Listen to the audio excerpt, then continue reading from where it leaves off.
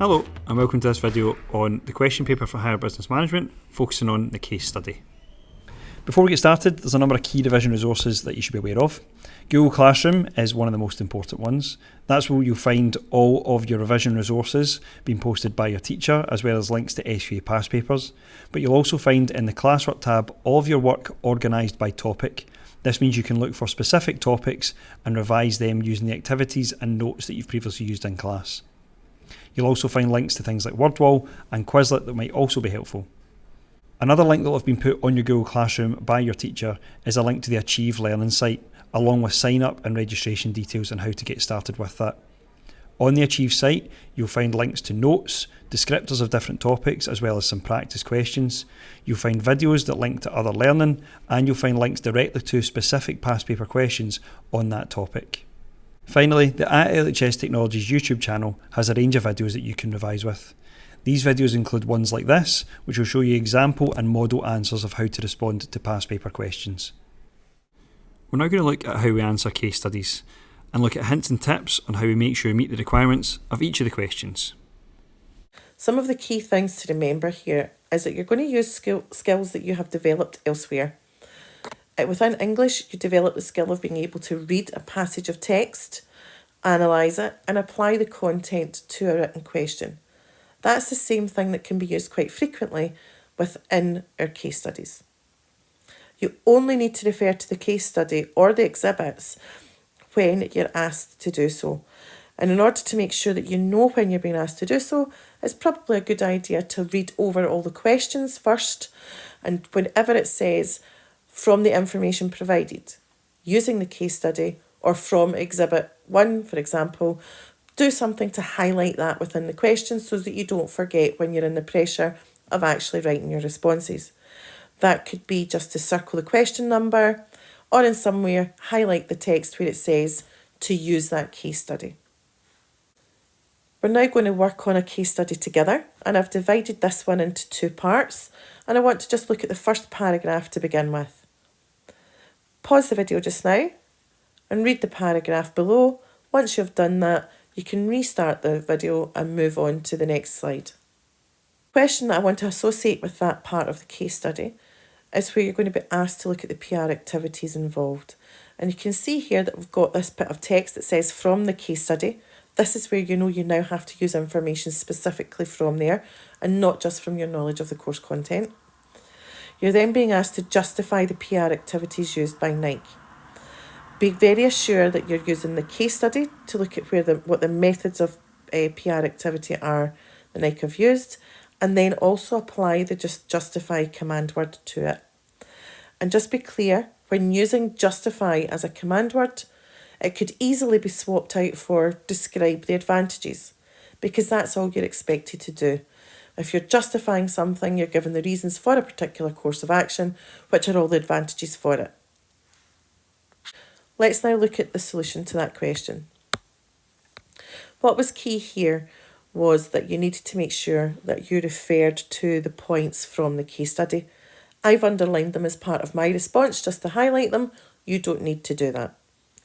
So one of the things they mentioned was celebrity endorsement, and we've got to look at what the reason for using that was. So in other words, describe the advantage of it. And it's here we've got the mention of the fact that it's used to attract customers who want to mimic the celebrity. They also sponsor the NFL, so what's the advantage of that? It ensures that Nike brand is seen by a large audience. They offer grants and free sportswear to schools. That was part of your case study. So what's the advantage of that? It'll hopefully gain brand loyalty at a young age. The hope behind that is obviously if you're giving that brand to school children to wear, that when they're adults and making their own purchasing decisions, is that they will continue to buy that brand. And finally, they give donation to charity, which will improve the image of Nike. It's now time to read the remainder of the case study, and you may need to come back to this slide for reference for some of the questions that follow. So take a few moments and make sure that you've read the information thoroughly, and then restart the video. Before moving on to actually look at the questions, I thought it would be a good idea to go over the explain question and what's required of it in general, and then specifically in relation to the case studies. So the easiest way to remember this is to think about the three parts to your answer. Is the what, your joining word or phrase, and the why. So I'm going to give you an example. If you had a question that asked you to explain the advantages of having a varied product portfolio, the first thing to do is to tell me what the advantage of having that varied product portfolio is. And you can see that I've highlighted that here in bold, is that it can help to develop brand loyalty. You then need to consider why that is an advantage. And it's because it reduces the risk of failure. So now we just put this into a sentence using the joining word or phrase so that it makes sense. This can help to develop brand loyalty, therefore reducing the risk of failure. So we've now explained an advantage of having a varied product portfolio.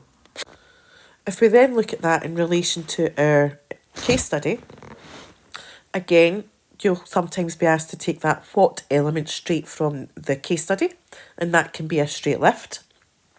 And you're then expanding that by saying why something is an advantage or a disadvantage. And in the example below, if you were asked to explain the use of PR activities used by Nike, the first part of your response should be what the use of the activity is. So in other words, what is the point of using it, which is we covered in the previous question, and then why is it used? So you can see that I've started each response here with the same thing that I had in the previous answer. So celebrity endorsements are used to attract customers who want to mimic the celebrity. That's what the purpose of using it is. Why is that an advantage for us though? Because it leads to an increase in market share. And again, they sponsor the NFL, ensuring that Nike brand is seen by a large audience.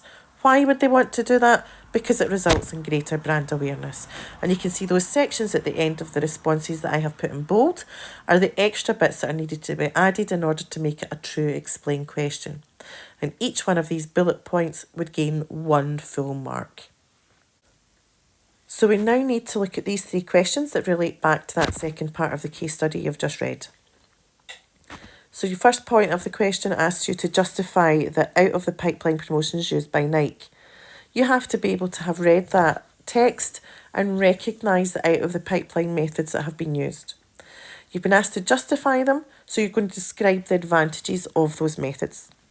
So you do not need to name the methods, but it does need to be clear from your response what it is you're referring to and that you're actually describing the advantages of it. In question 2, you're asked to explain the benefits of Nike's use of technology in its flagship stores to its customers. So remember, it's the benefit to its customers, not to Nike. And you're asked to explain the benefits. So there's no marks given for just identifying the methods of technology used. You've actually got to tell me what the benefit is and then why it is a benefit.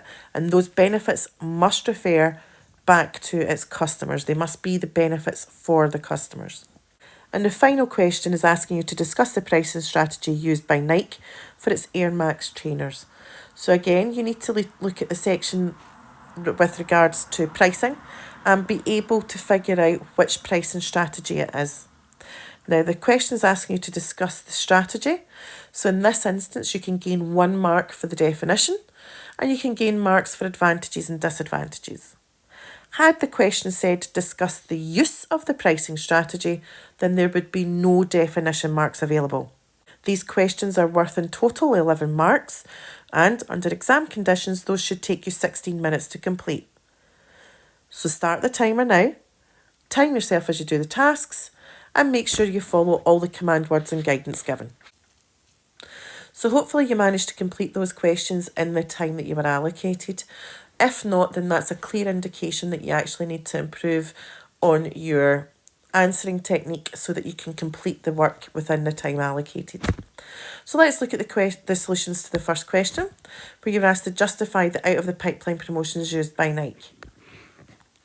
And again, the text that's underlined here is text that I have taken directly from the case study. So it makes reference to the fact they've got sales or they've provided up to 70% off, and that can be used to encourage customers to purchase discounted items.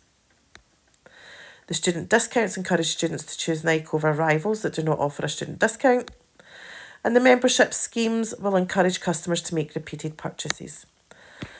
One of the top tips here, though, is that you didn't actually need to name the method, as long as you'd said that they could be used to encourage customers to purchase discounted items, they can encourage students to choose Nike over rivals, or that it can encourage customers to make repeat purchases, then that would have been sufficient. We now need to take a look at the next question that asked us to use the case study to explain the benefits of Nike's use of technology in its flagship stores to its customers. Some of the key parts to this question was in its explain, so you had to tell me what the benefit was and why it was a benefit, but then more importantly you had to make sure that those benefits were to its customers and not to Nike itself. So I've made reference here to the flashy adverts, so what the advantage is to that customer is that it lets them to see the products in action. And then why is that an advantage for them? Because it results in them making the correct purchases. The use of the social media reviews and photos can let customers see the opinions of existing customers. That's what the advantage is.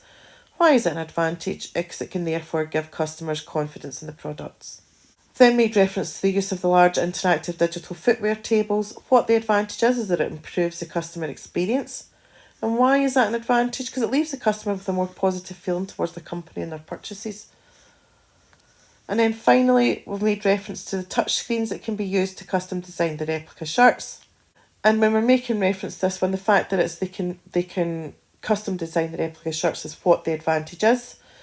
Why is it an advantage? Is because it ensures customers receive personalised items quicker than if they ordered online. So again, I've made sure to put the bits in bold at the end of each response that actually makes this a full explanation. You then had to finally look at discussing the pricing strategy used by Nike for its Air Max trainers.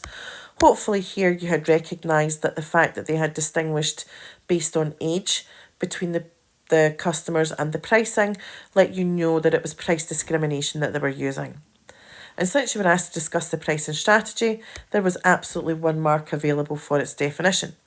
So this is where the price is altered based on a discriminating factor, and I've just put age in brackets here because that was a discriminating factor on this particular instance. The second point is that it ensures it appeals to different market segments. Allows for higher profit margins in some age ranges. However, there is the potential to lose some revenue, and I've just given the little example here about the fact that the materials used to make the cheaper child's trainers could have been used to make the more expensive adult ones. And again, just that final top tip, that because the question was asking you to discuss the strategy, it meant you could be given a mark for the definition. However, you do need to watch out. If the question asks you to discuss the use of the strategy, then you're only going to ever get marks for advantages and disadvantages. The discuss the use has no definition mark associated with it. Hopefully you're now gaining in confidence in the use of the information from a case study. So I'm going to give you this one to try on your own. I'm giving you a typical example of an exhibit that you could be found in your final exam or even in your upcoming FAB, which you're going to have to be able to refer to. And this one in particular is a SWOT analysis of Amazon. There's information here on their strengths and weaknesses and their opportunities and threats. Take a few moments to read through this before moving on to the next slide for the questions. I've listed the 3 questions that you need to answer here, and again I've highlighted in bold what the command word is. And I've also provided top tips for each of the 3 questions. So for question 1, which is asking you to explain the impact of the external factors on Amazon, you had to actually look again at that SWOT analysis, and for the what part of your answer, you had to look at the impact of that factor and then go on to say why it would have an impact. For question 2, you're describing the ways of funding growth directly from the case study, so in other words from the exhibit. So you have to be able to look at the information on there and basically pick out what the method of funding growth is. And then in question 3, you're then going on to describe the advantages of using that method of funding growth. Justify, describe the advantages. Now, these are worth a total of 8 marks, so 1.5 minutes per mark would give you 12 minutes to complete this task. So please make sure you start the timer below and try and complete the questions in the time given. I've listed the 3 questions that you need to answer here, and again I've highlighted in bold what the command word is. And I've also provided top tips for each of the 3 questions. So for question 1, which is asking you to explain the impact of the external factors on Amazon, you had to actually look again at that SWOT analysis, and for the what part of your answer, you had to look at the impact of that factor and then go on to say why it would have an impact. For question 2, you're describing the ways of funding growth directly from the case study, so in other words from the exhibit. So you have to be able to look at the information on there and basically pick out what the method of funding growth is.